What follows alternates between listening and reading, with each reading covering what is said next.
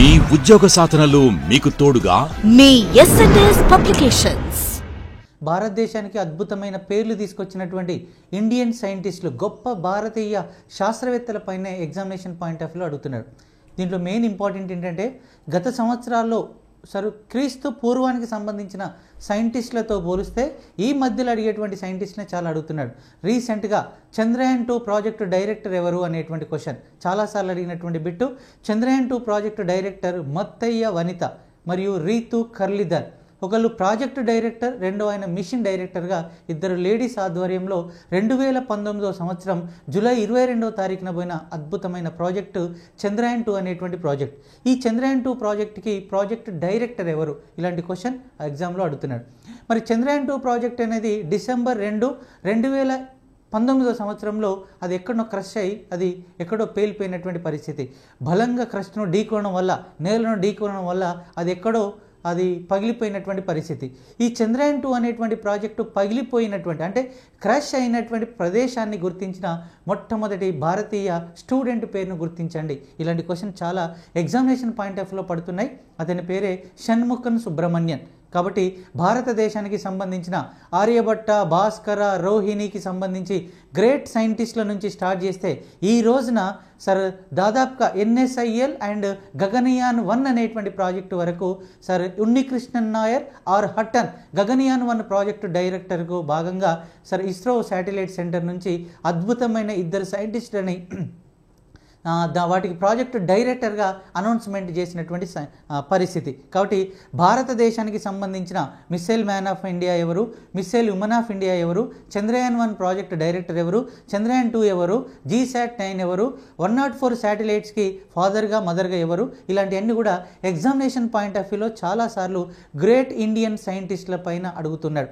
రీసెంట్గా 2020 సంవత్సరంలో పద్మ విభూషణ్ ఇచ్చి సత్కరించిన ఒక గొప్ప సైంటిస్ట్ సార్. ఇతడు ప్రపంచానికి ఆప్టికల్ ఫైబర్ పితామహుడిగా చెప్పిన నరేంద్ర సింగ్ కపానీ. కానీ 2020 కోవిడ్ సీజన్లో కాలిఫోర్నియాలో చనిపోయిన తర్వాత ప్రవాస అమెరికన్గా భారతీయునిగా వెళ్ళినటువంటి ఈ నరేంద్ర సింగ్ కపానీ ఇతడు అమెరికాను పట్టించుకున్నటువంటి పరిస్థితి. ఇండియన్ గవర్నమెంట్ ఆలోచించి తన బాడీని ఇండియాకు తీసుకొచ్చి పంజాబ్ రాష్ట్రంలో ప్రభుత్వ లాంఛనాలతోని ఖననం చేయించిన తర్వాత ఇంత గ్రేట్ ప్రపంచానికి ఆప్టికల్ ఫైబర్ పరిచయం చేసినటువంటి గ్రేట్ నరేంద్ర సింగ్ కపానీని ఈ స్టూడెంట్లకు ఇన్స్పిరేషన్ ఉండాలని చెప్పి మన ప్రధాని మోడీ అతనికి చనిపోయిన తర్వాత పద్మ విభూషణ్ ఇచ్చి సత్కరించడం జరిగింది. ఇలా భారతదేశానికి ఎక్కువ పేర్లు తీసుకొచ్చినటువంటి గ్రేట్ సైంటిస్టుల పైన మనం డిస్కషన్ చేయడం జరుగుతుంది. కాబట్టి పక్క 1 or 2 క్వశ్చన్స్ రావడం జరుగుతుంది ఈ సైన్స్ అండ్ టెక్నాలజీలో. చనిపోయిన తర్వాత 2020 సంవత్సరంలో ఇద్దరికి పద్మ విభూషణ్, 7గురిట్లో ఇద్దరికి చనిపోయిన తర్వాత వచ్చినటువంటి ఇద్దరు మెయిన్ వ్యక్తులలో ఒక ఆయన SP బాలసుబ్రహ్మణ్యం, రెండో ఆయన నరేంద్ర సింగ్ కపానీ. ఇలాంటి గొప్ప గొప్ప సైంటిస్టుల పైన మనం అవగాహన పెంచుకోవాలి. వీటిపైన ఎక్కువ మొత్తంలో క్వశ్చన్స్ అడగడానికి ఛాన్స్ ఉంటుంది.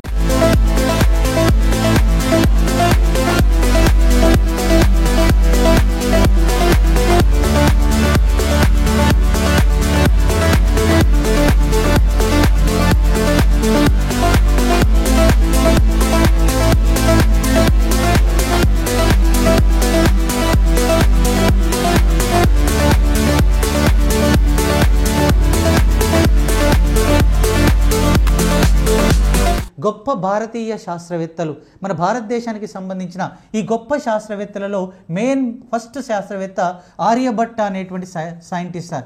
క్రీస్తు పూర్వానికి సంబంధించినటువంటి ఈ ఆర్యభట్ట అనేటువంటి సైంటిస్టు భారతదేశానికి ఒక గొప్ప పేరు తీసుకొచ్చినటువంటి సైంటిస్ట్. ఇతడు చేసిన గొప్ప పని ఏంటంటే మెయిన్ ఇంపార్టెంట్ జీరోని పరిచయం చేసిన మొట్టమొదటి భారతీయ శాస్త్రవేత్త. ప్రపంచానికి 1, 2, 3 ఇతర దేశాలు కనుక అవగాహనతోనిస్తే భారతదేశం ప్రపంచానికి జీరోనిచ్చిన గొప్ప భారతీయ శాస్త్రవేత్త ఆర్యభట్ట అనేటువంటి సైంటిస్ట్. కాబట్టి అది 10న 100న 1000న 1,00,000క మెయిన్ ఇంపార్టెంట్ జీరోనే చాలా ఇంపార్టెంట్. కాబట్టి ప్రపంచానికి జీరోని పరిచయం చేసిన గొప్ప సైంటిస్టు ఆర్యభట్ట అనే సైంటిస్ట్. అలా ఆర్యభట్టుడు ప్రపంచానికి జీరోనిచ్చింది కాబట్టి ఇతన్ని గుర్తుపెట్టుకోవాలనే ఉద్దేశంతో 1975 సంవత్సరం 1975 భారతదేశం తరపున ఫస్ట్ శాటిలైట్ చెప్పండి. 1975 ఏప్రిల్ 19వ తారీఖున భారతదేశం నుంచి భారతదేశం యొక్క మొట్టమొదటి ఉపగ్రహమైన దానికి ఆర్యభట్ట అనే పేరు పెట్టడం జరిగింది. సార్ ఇది భారతదేశం యొక్క మొట్టమొదటి ఉపగ్రహమైన ఆర్యభట్ట అనేటువంటి శాటిలైట్ అయినా కూడా ఇది భారతదేశ భూభాగం నుంచి పోయిన శాటిలైట్ కాదు, భారతీయ మొట్టమొదటి ఉపగ్రహంగా మనం చెప్పొచ్చు. కాబట్టి భారతదేశం యొక్క మొట్టమొదటి ఉపగ్రహం ఆర్యభట్ట. ఈ ఆర్యభట్ట అనేటువంటి శాటిలైటు రష్యా భూభాగం నుంచి, రష్యా టెక్నాలజీ నుంచి కాస్మోస్ 3M అనేటువంటి రాకెట్ ద్వారా వెళ్ళిన మొట్టమొదటి శాటిలైట్గా చెప్పాలి. భారతీయ మొట్టమొదటి ఉపగ్రహం ఆర్యభట్ట.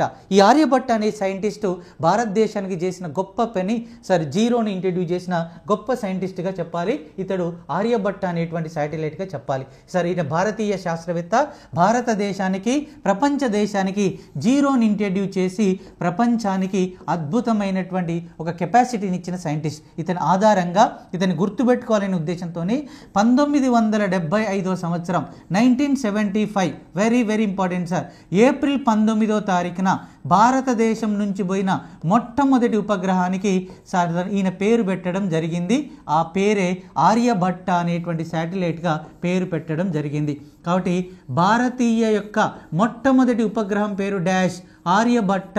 ఇది ఆర్యభట్ట అనేటువంటి శాటిలైట్ మన భారతదేశం యొక్క మొదటి శాటిలైట్ అయినా ఇది మన భారతదేశ భూభాగం నుంచి వెళ్ళలేదు, ఇది రష్యా దేశ సహకారం నుంచి వెళ్ళిన మొట్టమొదటి శాటిలైట్గా చెప్పాలి. ఇది రష్యా భూభాగం నుంచి సరే రష్యన్ టెక్నాలజీ ద్వారా వెళ్ళినటువంటి ఈ శాటిలైట్గా చెప్పాలి.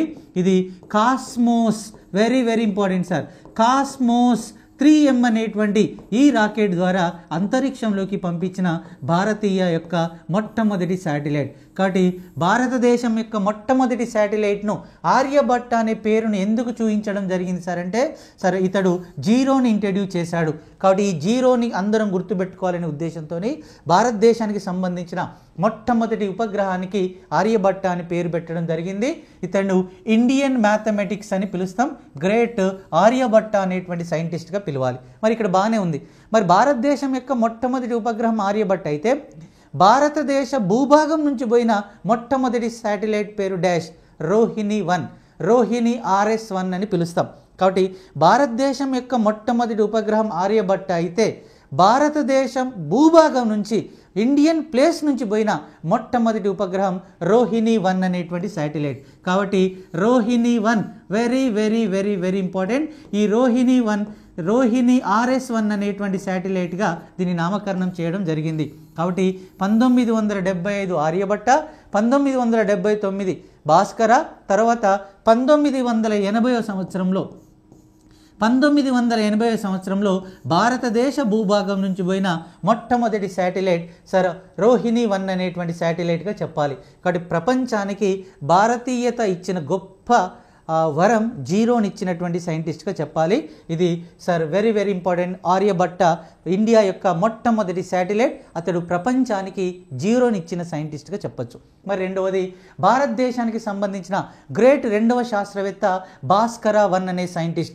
ఈ భాస్కర 1 అనే సైంటిస్ట్ ఏం చేసిందంటే ప్రపంచానికి పై విలువను 22/7 అని ఇచ్చినటువంటి గొప్ప సైంటిస్ట్గా చెప్పాలి. సార్ ప్రపంచానికి పై యొక్క సింబల్ ఇచ్చింది పైథాగరస్ అనేటువంటి సైంటిస్ట్ అయితే, పైథాగరస్ అనేటువంటి సైంటిస్ట్ అయితే ఈ పై యొక్క వాల్యూని ఇచ్చినటువంటి సైంటిస్టు సార్ భారతీయ గొప్ప శాస్త్రవేత్త అయిన భాస్కర 1. కాబట్టి ప్రపంచానికి పై విలువ 22/7 అని ఇచ్చినటువంటి గొప్ప సైంటిస్ట్ ఎవరు అంటే సార్ భాస్కర 1 అనే సైంటిస్ట్గా చెప్పాలి. ఈ భాస్కర 1 అనే సైంటిస్ట్ని గుర్తుపెట్టుకోవాలనే ఉద్దేశంతో భారతదేశం నుంచి వెళ్ళిన రెండవ శాటిలైట్కు భాస్కర 1 అనేటువంటి పేరు పెట్టడం జరిగింది. భారతీయ యొక్క రెండవ శాటిలైట్, సెకండ్ శాటిలైట్కు పెట్టిన పేరే భారతదేశానికి గొప్ప పేరు తీసుకొచ్చినటువంటి ఈ శాటిలైట్, సెకండ్ శాటిలైట్కే భాస్కర 1 అనేటువంటి పేరు పెట్టడం జరిగింది. కాబట్టి భారతీయ యొక్క రెండవ శాటిలైటు భాస్కర 1 అనేటువంటి శాటిలైట్. ఇది కూడా రష్యా భూభాగం నుంచి వెళ్ళినటువంటి గొప్ప శాటిలైట్గా చెప్పాలి. ఇది మన భారతదేశ భూభాగం నుంచి వెళ్ళలేదు, రష్యా భూభాగం నుంచి వెళ్ళింది. ఇది 1979 very very important sir, June 10న 1979 జూన్ 10వ తారీఖున భారతదేశం యొక్క 2వ ఉపగ్రహాన్ని పంపించినటువంటి శాటిలైట్గా చెప్పాలి. కాబట్టి ఇండియాలో main important Aryabhata, Bhaskara, Rohini, Apple and Bhaskara 2 అనేటువంటి Indian order satellites. Aryabhata 1975, Bhaskara 1979, Rohini 1980, sir Apple 1981 and టోటల్గా భాస్కర 2 1981లోనే వెళ్ళిపోయినటువంటిదిగా చెప్పాలి. కాబట్టి 0 అనగానే ఆర్యభట్ట గుర్తు రావాలి సార్. నెక్స్ట్ పై వాల్యూ 22/7 అని ఇచ్చినటువంటి గొప్ప ఇండియన్ సైంటిస్ట్ ఎవరు అంటే భాస్కర 1 అనేటువంటి సైంటిస్ట్. ఇలా భారతదేశానికి అద్భుతమైన పేర్లను తీసుకొచ్చినటువంటి సైంటిస్టుల పేరు మీద మన భారతదేశం నుంచి పోయినటువంటి శాటిలైట్కు వాళ్ళ పేరు పెట్టడం జరిగిందిగా చెప్పాలి. నెక్స్ట్ భారతదేశానికి సంబంధించిన ఈ పురాతన శాస్త్రవేత్తలలో 3వ శాస్త్రవేత్త గ్రేట్ శాస్త్రవేత్తగా చెప్పాలి. ఈ గ్రేట్ శాస్త్రవేత్త పేరే సుశ్రుతుడు. Very very very important sir. సుశ్రుతుడు సుశ్రుతుడు సుశ్రుతుడు అనేటువంటి సైంటిస్టు ఒక గ్రేట్ సైంటిస్ట్గా ప్రాచీన భారతదేశానికి అద్భుతమైనటువంటి ఒక సర్జరీని పరిచయం చేసినటువంటి గ్రేట్ సైంటిస్ట్గా చెప్పాలి. ఇతడు ఫాదర్ ఆఫ్ ఇండియన్ సర్జరీ అని పిలుస్తాం. ఫాదర్ ఆఫ్ సర్జరీ అని పిలుస్తాం. భారతదేశానికి సంబంధించిన సర్జరీల పితామహుడు, ఫాదర్ ఆఫ్ సర్జరీ అని పిలుస్తాం. కాబట్టి భారతదేశానికి అద్భుతమైనటువంటి పేర్లు తీసుకొచ్చినటువంటి ఇంకో సైంటిస్టులలో సుశ్రుతుడు అనేటువంటి సైంటిస్ట్గా చెప్పాలి. క్రీస్తు పూర్వానికి సంబంధించిన ఈ సుశ్రుతుడు భారతదేశం యొక్క వైద్య రంగాన్ని పరిచయం చేసి అద్భుతమైన వైద్య రంగంలో మెయిన్ ఇంపార్టెంట్ ఏంటంటే plastic surgery. Very very very important sir. ఈ రోజులలో ప్లాస్టిక్ సర్జరీకి పితామహుడుగా చెప్పాలి. ప్లాస్టిక్ సర్జరీకి పితామహుడుగా ఇతన్ని పిలుస్తాం. ప్లాస్టిక్ సర్జరీకి పితామహుడుగా ఇతన్ని పిలవడం జరుగుతుంది. చాలా ఇంపార్టెంట్ సార్. ప్రపంచ దేశాలలో మొట్టమొదటిసారిగా ప్లాస్టిక్ సర్జరీని ఇంట్రడ్యూస్ చేసి భారతదేశ వ్యాప్తంగా అద్భుతమైన పేరు తీసుకొచ్చినటువంటి గొప్ప సైంటిస్టు సుశ్రుతుడు అనేటువంటి సైంటిస్ట్. ఈయన భారతదేశానికి అద్భుతమైనటువంటి వైద్య రంగాన్ని పరిచయం చేసింది సార్. ఈ వైద్య రంగంలో ప్లాస్టిక్ సర్జరీ మెయిన్ ఇంపార్టెంట్. వైద్య రంగంలోని సర్జరీకి సంబంధించినటువంటి ఆ కాలంలో అద్భుతమైనటువంటి ఆపరేషన్స్ ద్వారా మానవుల జీవితాల్లో జరిగేటువంటి చిన్న చిన్న మార్పులపైన సర్జరీ చేసి ఆ కాలంలో వైద్య రంగాన్ని ఒక కొత్త పుంతలు తొక్కించిన అద్భుతమైన సైంటిస్టు ఈయన సుశ్రుతుడు అనేటువంటి సైంటిస్టు. ఇతడు రాసినటువంటి అద్భుతమైన బుక్ పేరు వైద్య రంగంలో ప్లాస్టిక్ సర్జరీకి సంబంధించిన అద్భుతమైన బుక్ను రాయడం జరిగింది. దీన్ని ఏంటంటే సుశ్రుత సంహిత. ఓకేనా. సుశ్రుత సంహిత అనేటువంటి ఒక గ్రంథాన్ని రాసి ప్రపంచానికి ఒక ప్లాస్టిక్ సర్జరీ నెక్స్ట్ సర్జరీని అందించినటువంటి గొప్ప సైంటిస్టు సార్ సుశ్రుతుడు అనేటువంటి సైంటిస్ట్. కాబట్టి ఇతడి ప్లాస్టిక్ సర్జరీ పితామహుడన్నా ఇతన్నే గుర్తుపెట్టుకోవాలి. ప్రపంచంలో వైద్య రంగంలో సర్జరీ పితామహుడన్న ఈయనే రాయాలి. ఇతను గుర్తుపెట్టినటువంటి గొప్ప గ్రంథం పేరు సుశ్రుత సంహిత అనేటువంటి గ్రంథాన్ని రాసి ప్రపంచానికి అద్భుతమైన వైద్య రంగాన్ని పరిచయం చేసిన గొప్ప సైంటిస్ట్గా చెప్పాలి. మరి రెండవ కనుక చూసినట్టయితే భారతదేశానికి సంబంధించినటువంటి ఒక గొప్ప సైంటిస్టు ఇతని పేరు భాస్కర 2 అనేటువంటి సైంటిస్ట్. ఈ భాస్కర 1 అనేటువంటి కొడుకు భాస్కర 2గా మనం మాట్లాడుకోవాలి. ఈ భాస్కర 2 అనేటువంటి గ్రేట్ సైంటిస్టు ఏం చేశాడు చాలా ఇంపార్టెంట్గా చెప్పాలి సార్. ప్రపంచానికి మొట్టమొదటిసారిగా భూమి యొక్క వ్యాసార్థాన్ని, ఇది భూమి, దీన్ని రేడియస్ అంటాం, భూమి యొక్క వ్యాసార్థాన్ని కొలిసి దాని యొక్క వాల్యూ 6.4 × 10⁶ ఉంటుందని చెప్పి 10⁶ మీటర్లు ఉంటుందని చెప్పి ప్రపంచానికి తెలియజేసిన గొప్ప క్యాండిడేట్. అంటే భూమి యొక్క వ్యాసార్థాన్ని మొట్టమొదటిసారిగా కొలిసినాం. భూ వ్యాసార్థాన్ని, భూమి యొక్క రేడియస్ని కొలిసి ప్రపంచానికి మొట్టమొదటిసారిగా భూ వ్యాసార్థాన్ని అందించిన గొప్ప సైంటిస్టు భాస్కర 2 అనే సైంటిస్ట్. ఈ భాస్కర 2 అనే సైంటిస్ట్ని మనం గుర్తుపెట్టుకోవాలనేటువంటి ఉద్దేశంతో భాస్కర 2 అనే సైంటిస్ట్ను గుర్తుపెట్టుకోవాలనే ఉద్దేశాన్ని 1981 సంవత్సరంలో భారతదేశం నుంచి పోయినటువంటి 5వ శాటిలైట్ సార్, 5th శాటిలైట్కే ఇతర పేరు పెట్టడం జరిగింది. దాని పేరే భాస్కర 2 అనేటువంటి భాస్కర సార్ భాస్కర 2 అనేటువంటి పేరు పెట్టడం జరిగింది. చాలా ఇంపార్టెంట్. భారతదేశానికి సంబంధించిన 5వ శాటిలైట్. ఎందుకు 5వ శాటిలైట్? ఫస్ట్ది ఆర్యభట్ట, సెకండ్ది భాస్కర 1, తర్వాత రోహిణి, తర్వాత యాపిల్, తర్వాత Bhaskara 2. Very very important. Bhaskara 2 అనేటువంటి ఈ శాటిలైట్ను పంపించి భారతదేశానికి ఈ గొప్ప సైంటిస్టులను మనం గుర్తించుకోవడం జరిగింది. కాబట్టి భారతదేశానికి అద్భుతమైన పేర్లు తీసుకొచ్చినటువంటి భాస్కర 1 కొడుకే భాస్కర 2గా చెప్పాలి. ఆ భాస్కర 2 మెయిన్ భూమి యొక్క వ్యాసార్థాన్ని కొలిసి ప్రపంచానికి అద్భుతమైనటువంటి టెక్నాలజీని అందించిన సైంటిస్ట్గా చెప్పాలి. మరి ఓకే, ప్రపంచంలో భారతదేశానికి సంబంధించిన ప్రపంచ ఆయుర్వేదిక్ వైద్యాన్ని, ఓకేనా సార్, వైద్య రంగాన్ని పరిచయం చేసినటువంటి ఇంకొక గొప్ప సైంటిస్ట్ ఉన్నాడు. ఈ సార్ ప్లాస్టిక్ పితామహుడు అంటేనో మనం సుశ్రుతుడు అంటాం. మరి భారతదేశానికి ఆయుర్వేదిక్ వైద్యాన్ని పరిచయం చేసినటువంటి గొప్ప సైంటిస్టు చరకుడు అనేటువంటి సైంటిస్ట్. ఈ చరకుడు అనేటువంటి సైంటిస్టు అద్భుతమైన ఆ కాలంలో సార్ మెడిసిన్స్ ద్వారా అద్భుతమైనటువంటి జబ్బులకు ఇతడు నయం చేయడం జరిగింది. కాబట్టి భారతదేశానికి అద్భుతమైన వైద్య రంగం, ఆయుర్వేదిక్ వైద్య రంగాన్ని పరిచయం చేసింది చరకుడు. ఇతడు రాసినటువంటి అద్భుతమైన గ్రంథం చరక సంహిత. ఈ చరక సంహిత అనేటువంటి గ్రంథాన్ని ఆధారంగా ఈ రోజున మెడికల్ డిపార్ట్మెంటు ప్రపంచవ్యాప్తంగా అద్భుతమైన రీసెర్చ్లో ఈ రోజున ముందు చూపులోకి వెళ్తున్నారు. ఆ కాలంలో కనుక చూసినట్టయితే ఒబేసిటీ కానీ, సరే బాగా ఫ్యాట్గా అయ్యేటువంటి వాళ్ళం కానీ, మైగ్రేన్కు సంబంధించింది కానీ, బాడీ లోపల ఉండేటువంటి సరే చిన్న చిన్న పెయిన్స్కు సంబంధించి చరక సంహిత అనేటువంటి గ్రంథం ఆధారంగా ప్రపంచానికి ఒక వైద్య రంగాన్ని పరిచయం చేసింది సరే చరకుడు అని పిలుస్తాం. దీన్ని మనం చరక సంహిత అనేటువంటి గ్రంథం ఆధారంగా మనం చెప్పచ్చు. ఇక భారతదేశానికి అద్భుతమైన పేర్లు తీసుకొచ్చినటువంటి సైంటిస్టులు చాలామంది సైంటిస్టులు ఉన్నారు. సరిగా కాలానుగుణంగా అందరు సైంటిస్టులు మారుతూ ఉన్నారు. కాబట్టి ఓల్డ్ సైంటిస్టులు వాళ్ళు కనుక తీసుకుంటే కొత్త సైంటిస్టులు చాలా ఇంపార్టెంట్.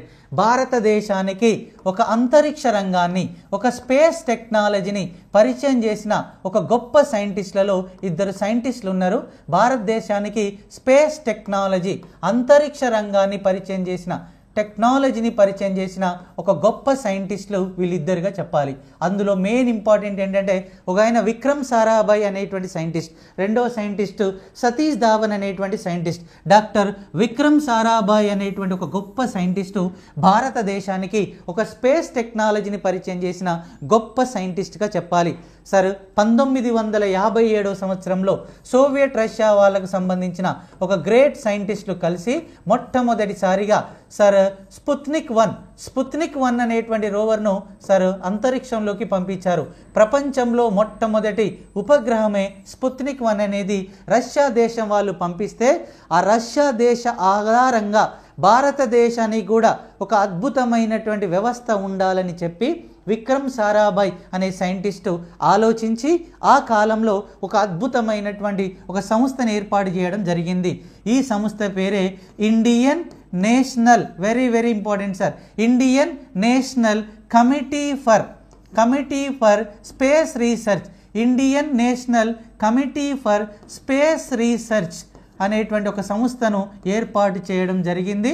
మొట్టమొదటిసారిగా 1962 సంవత్సరంలో విక్రమ్ సారాభాయ్ అధ్యక్షతలో సార్ ఏరోనాటికల్ ఇంజనీరింగ్ స్టూడెంట్ అయిన విక్రమ్ సారాభాయ్ అనే సైంటిస్టు రష్యా దేశ సహకారంతో భారతదేశానికి కూడా అద్భుతమైన స్పేస్ వ్యవస్థ ఉండాలని ఆలోచించి భారతదేశం మొత్తం సైకిల్ వేసుకొని తిరిగి ఎక్కడైతే పర్ఫెక్ట్ రాకెట్ లాంచింగ్ స్టేషన్ ఉండాలి, ఎక్కడ ఏది ఉండాలి, భూమి యొక్క భూమధ్య రేఖకు దగ్గరగా కనుక ఉన్నట్టయితే రాకెట్ పైకి పోతుంటే బరువు అనేది తగ్గడానికి ఆస్కారం ఉంటుంది. అంటే భూమికి భూమధ్య రేఖ ప్రాంతంలో ఎక్కడ ఉండాలని చెప్పి భారతదేశం మొత్తం విక్రమ్ సారాభాయ్, సతీష్ ధావన్ అనేటువంటి సైంటిస్టులు సైకిల్ వేసుకొని తిరిగి ఒక అద్భుతమైన వ్యవస్థను ఏర్పాటు చేసినటువంటి పరిస్థితి. అలా Indian national for space research అనే సంస్థను ఏర్పాటు చేసిన తర్వాత విక్రమ్ సారాభాయ్ ఆధ్వర్యంలో sir Thumba equatorial, very very important sir, Thumba equatorial sir rocket sounding rocket స్టేషన్గా నామకరణం చేయడం జరిగింది.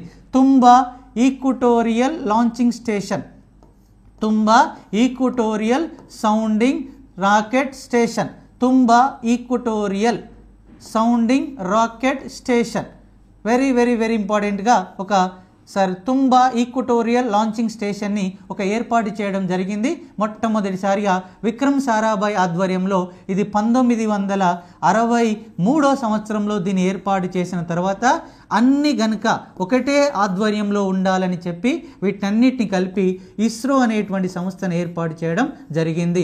ఈ ఇస్రో బెంగళూరు హెడ్ క్వార్టర్గా 1969 సంవత్సరంలో ఏర్పాటు చేయడం జరిగింది. ఇండియన్ స్పేస్ రీసెర్చ్ ఆర్గనైజేషన్ అనే సంస్థను విక్రమ్ సారాభాయ్ ఆధ్వర్యంలో 1969 ఆగస్టు 15వ తారీఖున ఏర్పాటు చేయడం జరిగింది. అలా మొట్టమొదటిసారిగా Thumba equatorial launching station sounding rocket స్టేషన్కు సంబంధించి ఒక కొత్త పేరుతో దీనికి నామకరణం చేయడం జరిగింది. అది కేరళ రాష్ట్రంలోని త్రివేంద్రంలో ఉండేటువంటి కేరళ రాష్ట్రంలోని తుంబా అనేటువంటి ప్రాంతంలో ఉండేటువంటి ఈ మొట్టమొదటి సర్ పిఎస్ఎల్వి జిఎస్ఎల్వి రాకెట్లను తయారు చేయడానికి ఈ పేరుతోని దీన్ని తీసుకోవడం జరిగింది. ఈ తుంబాలో పెట్టిన మొదటి రాకెట్ లాంచింగ్ స్టేషన్ అయిన దానికే విక్రమ్ సారాభాయ్ స్పేస్ సెంటర్గా చెప్పారు. విక్రమ్ సారాభాయ్ స్పేస్ సెంటర్గా నామకరణం చేయడం జరిగింది. ఇది భారతదేశంలో పిఎస్ఎల్వి జిఎస్ఎల్వి రాకెట్లను తయారు చేయడానికి విక్రమ్ సారాభాయ్ స్పేస్ సెంటర్ని ఏర్పాటు చేయడం జరిగింది. కాబట్టి భారతదేశానికి అంతరిక్ష రంగాన్ని పరిచయం చేసిన ఒక గొప్ప సైంటిస్ట్ అయిన విక్రమ్ సారాభాయ్ పేరు మీద తుంబాలో విఎస్ఎస్సి అనేటువంటి ఒక రాకెట్ లాంచింగ్ స్టేషన్ ఏర్పాటు చేయడం జరిగింది. దీన్ని తుంబాలో ఏర్పాటు చేయడం జరిగింది. కాబట్టి భారతదేశానికి సంబంధించిన అంతరిక్ష రంగాన్ని పరిచయం చేసిన ఒక గొప్ప సైంటిస్ట్ అయిన విక్రమ్ సారాభాయ్ పేరు మీద సర్ విక్రమ్ సారాభాయ్ స్పేస్ సెంటర్గా విఎస్ఎస్సిగా తుంబాలో ఏర్పాటు చేయడం జరిగింది. భారతదేశానికి అంతరిక్ష రంగాన్ని పరిచయం చేసిన గొప్ప సైంటిస్ట్ ఎవరు సార్ అంటే సర్ విక్రమ్ సారాభాయ్ అనేటువంటి సైంటిస్ట్గా చెప్పాలి. అంటే ప్రజెంట్ ఈ Thumba equatorial launching station Thumba equatorial sir range అంటే ఈక్వటోరియల్ సౌండింగ్ రాకెట్ స్టేషన్కు సంబంధించి సార్ వెరీ ఇంపార్టెంట్ దీనికి ఆ పేరు పెట్టడం జరిగింది. ఆ పేరే విక్రమ్ సారాభాయ్ స్పేస్ సెంటర్గా నామకరణం చేసింది. తర్వాత కాలానుగుణంగా జమ్మూ అండ్ కాశ్మీర్లో పుట్టినటువంటి ఒక గ్రేట్ సతీష్ ధావన్ అనే సైంటిస్టు విక్రమ్ సారాభాయ్ సతీష్ ధావన్ ఈ ఇద్దరు కలిసి భారతదేశం మొత్తం తిరిగి మొట్టమొదటిసారిగా ఒకటి ఉండాలి అనేటువంటి ఈక్వటోరియల్ అంటే భూమధ్య రేఖకు దగ్గరగా ఉండేటువంటి ప్రాంతం తుంబాలో ఒక సర్ విక్రమ్ సారాభాయ్ స్పేస్ సెంటర్ని ఏర్పాటు చేసిన తర్వాత భారతదేశానికి ఒక అద్భుతమైనటువంటి స్పేస్ టెక్నాలజీని తీసుకొచ్చి భారతదేశం మొత్తం తిరిగి ఒక భారతదేశానికి main important Sriharikota very important sir. Sriharikota అనేటువంటి ఈ ప్లేస్లో భారతదేశానికైతేనే ఇది రాకెట్ లాంచింగ్ స్టేషన్ పర్ఫెక్ట్గా ఉంటుందని పర్ఫెక్ట్గా క్యాలిక్యులేషన్ వేసి సతీష్ ధావన్ అనేటువంటి సైంటిస్టు ఒక పేరు పెట్టడం జరిగింది. భారతదేశానికి సంబంధించిన ఒక ఫస్ట్ రాకెట్ లాంచింగ్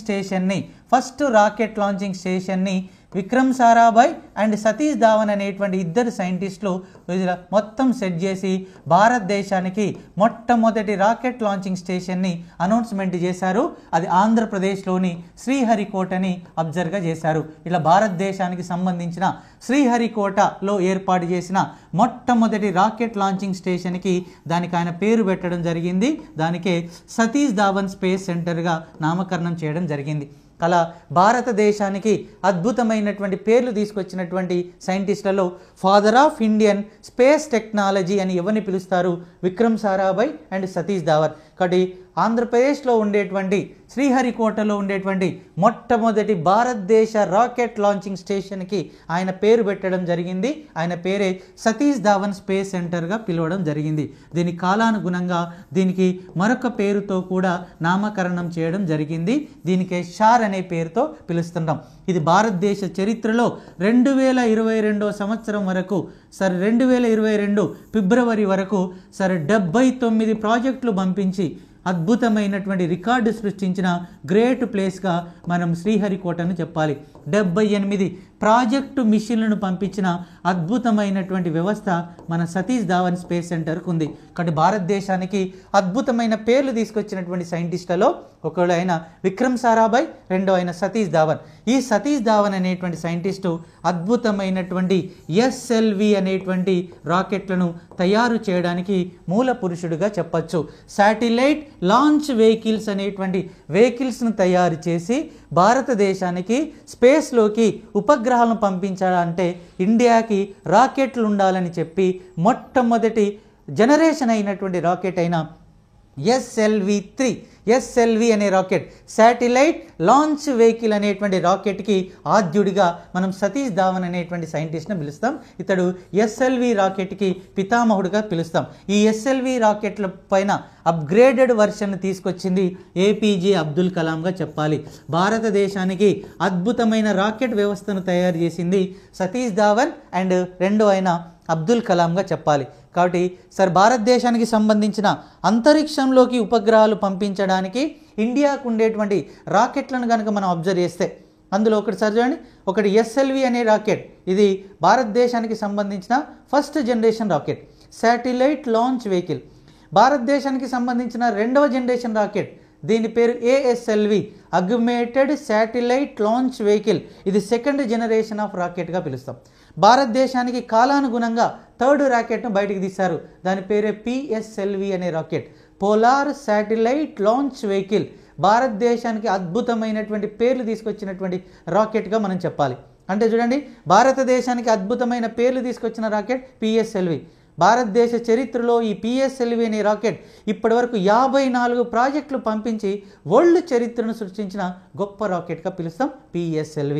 తర్వాత ఫోర్త్ జనరేషన్ రాకెట్ పేరే GSLV, geosynchronous or geostationary satellite launch vehicle. ఇది fourth generation rocket, latest updated. 5000 కిలోలకు పైగా ఎక్కువ కనుక పంపించాలంటే భారతదేశానికి సంబంధించిన ఒక అద్భుతమైన రాకెట్ వ్యవస్థను తీసుకొచ్చారు. దీని పేరే GSLV అనేటువంటి రాకెట్. సార్ GSLV అనేటువంటి రాకెట్లో ఇక లేటెస్ట్ అప్డేటెడ్ వర్షన్ తీశారు, GSLV Mark 3 అనేటువంటి ఈ వెర్షన్ తీశారు. అంటే ఇండియాలో మొత్తం కాలానుగుణంగా 1975వ సంవత్సరం నుంచి 2025వ సంవత్సరం వరకు 5 జనరేషన్ రాకెట్స్ ఉన్నాయి. PSLV, GSLV, ఓకేనా, SLV, ASLV, PSLV, GSLV Mark 3.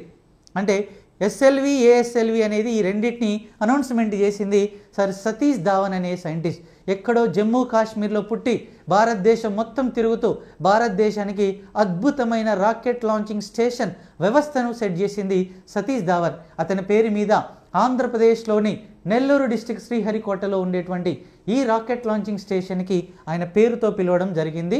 ఇది భారతదేశ చరిత్రలో అత్యధికంగా ఎక్కువ మొత్తంలో ప్రాజెక్టులు తీసుకెళ్ళినటువంటిదిగా చెప్పొచ్చు. ప్రజెంట్ SLV, ASLV అనేది పక్కబెట్టి ప్రజెంట్ PSLV, GSLV Mark 3 అనేటువంటి ఈ రాకెట్ల ద్వారానే భారతదేశానికి అద్భుతమైనటువంటి వ్యవస్థను తీసుకొస్తున్నాం. కాబట్టి father of Indian space technology Vikram Sarabhai and Satish Dhawan అనేటువంటి సైంటిస్ట్ని మనం గుర్తుపెట్టుకోవాలి. Very very important.